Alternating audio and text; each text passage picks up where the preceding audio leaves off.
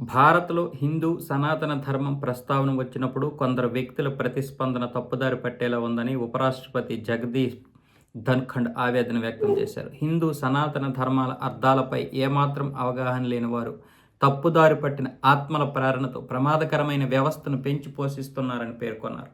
అలాంటి వారు సమాజానికే కాదు వారికి వారే ముప్పని రాష్ట్రపతి అన్నారు. ఢిల్లీలోని జేఎన్యూలో నిర్వహించిన అంతర్జాతీయ వేదాంత మహాసభలో ఆయన ప్రసంగించారు. ప్రపంచవ్యాప్తంగా వేదాంత తత్వాన్ని స్వీకరిస్తున్న సమయంలో ఈ ఆధ్యాత్మిక భూమిపై కొందరు వేదాంత సనాతన ధర్మాలను తిరోగమనవాదంగా కొట్టిపారేశారు. ఈ వ్యతిరేకత వక్రీకరించిన వలసవాద మనస్తత్వాల నుండి వచ్చింది. మన మేధో వారసత్వంపై వారికి సరైన అవగాహన లేదు. సెక్యులరిజం భావనను వక్రీకరించడం ద్వారా వారు తమ విధ్వంసకర ఆలోచనలను బయటపెడతారు. ఇది చాలా ప్రమాదకరం అని ధన్ఖడ్ అయితే పేర్కొన్నారు.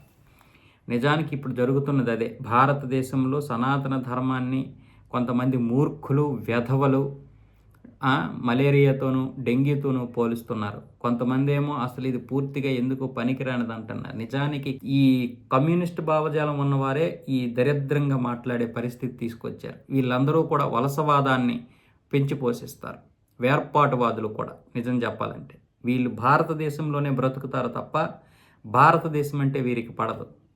చైనా ఈ భారతదేశాన్ని సగం ఆక్రమించుకున్న కూడా ఒక్క కమ్యూనిస్ట్ కూడా మాట్లాడ్డారు.